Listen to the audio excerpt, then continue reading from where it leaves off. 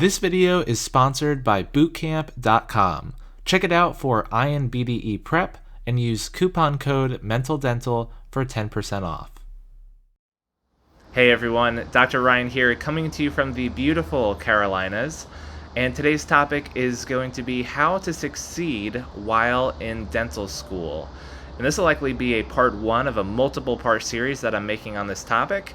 And I'm choosing to publish it now because we're early on in the school year and a lot of people are starting out fresh as D1 dental students. It's a very exciting time to become a dentist, and I want to give you some advice to help you in this time, because I remember as a first year dental student that I was overwhelmed by a lot of things and it was very new to me, and so hopefully this advice helps you adjust just a little bit easier. And so my first piece of advice for you is to pace yourself. Pace yourself. Dental school is a marathon, it's not a sprint. It would be very, very difficult to sprint your way at maximum velocity for those 4 years of dental school. And what I mean by that is a lot of us in college were extremely involved in multiple extracurricular activities. We had all these leadership opportunities, all of these volunteering experiences, things that really helped build our resume, and those are all great things. But to jump in and do all of these activities from day one of dental school, probably not the best idea, because there's a lot of things in dental school that are different than undergrad, most of which comes down to the rigorous exam schedule. You're going to have lots of content to study for, in addition to late nights in the sim lab, homework and essays and presentations, and a lot of that just comes down to time management. And if you're choosing to be extremely involved in everything that sounds interesting to you during that first semester, that'll make things really challenging just to manage your time appropriately. So my best advice here is to slowly introduce the things that you're interested in once you get a handle on your study schedule. And trust me, you'll have plenty of time to get involved later. Don't worry, you're not going to miss any major opportunities by holding off a semester or two before you get involved in all of the things that might interest you. So my second piece of advice for you is to surround yourself with people who can support you and vice versa, who you can be there as a support for. Dental school is a team sport. This is not an individual sport. And just like life has ups and downs, so will dental school. So having people who you can trust and vice versa, who can trust you, is so important to getting through dental school and succeeding while doing so.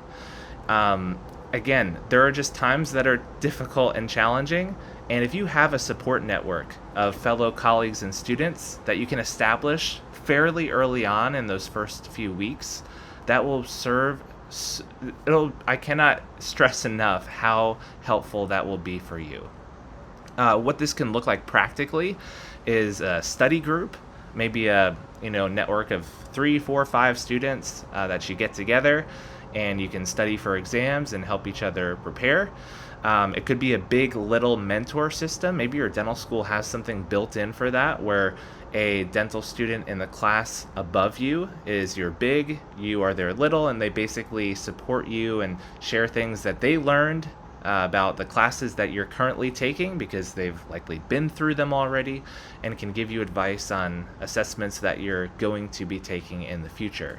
So that's really helpful. If that's not an official system at your dental school, consider suggesting it or just implementing it yourself. I would also strongly recommend implementing a note-taking system.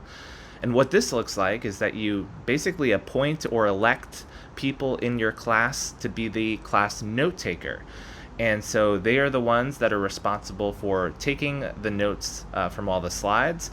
And to be fair, you can actually pay them to take notes and send them to you so they feel fairly compensated. And why this is a nice system is that if something came up where you were very sick and had to stay home, or worst case scenario, you really just had to prepare for another exam coming up and you chose to skip class if that was an option, you would have those notes to look at later. And again, compensating that note taker would be a nice thing to do. Having a note taker, maybe one separate note taker for each class, so it's fairly spread out among your class, would be a great system, and I highly recommend that as well. And then another thing is to do a Facebook or Telegram group with all of your classmates in it together, and that you can talk to each other. You can maybe even share resources like study guides that you may have prepared, or Quizlet flashcards that somebody prepared, and having that network digitally where people can help each other out and support each other will help foster a non-competitive environment. And of course, there'll always be people who are the quote-unquote gunners and might not share things readily with others.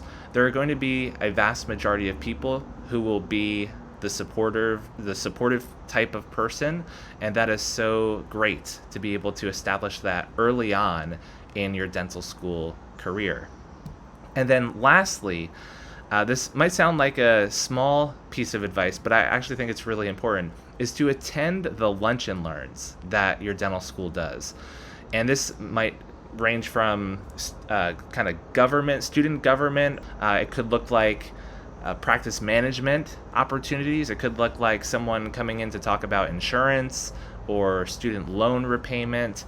These are all really good things to learn about, because a lot of dental schools in their official curriculum don't cover all those topics comprehensively. And so this might be a really good opportunity to not only learn about these things, but also build connections with the sales representatives or the representatives of these different companies, to have some emails that you can go back on and reach out to when the time comes where these elements become a little bit more applicable. Also, it's free food. You don't have to prepare lunch for that day, which is nice. And you get to kind of hang out with your classmates and relax a little bit and take a break from the rest of your day. So I actually really enjoyed Lunch and Learns, and I would highly recommend attending most of them if you can, assuming that your dental school does those. So for part one, I think we'll end it here. Those are 3 practical tips. Pace yourself, establish a support system early on, and attend those Lunch and Learns. And we'll pick up in the next video on a part 2. I have a lot more advice to share, but for now we'll leave it there. Thanks so much for watching, everyone. If you like this video, please give it a thumbs up. Subscribe to the channel if you have not already. Share it with your friends. And until next time, good luck in dental school. I'm rooting for all of you, and I'll see you in the next video. That's it for this video. Thank you so much for watching. Please like this video if you enjoyed it, and subscribe to this channel for much more on dentistry. If you'd like to support me, please check out my Patreon page. And thank you to all of my patrons for their support. You can unlock access to my video slides to take notes on and practice questions for the board exams, so go check that out. The link is in the description. Thanks again for watching, everyone. I'll see you in the next video.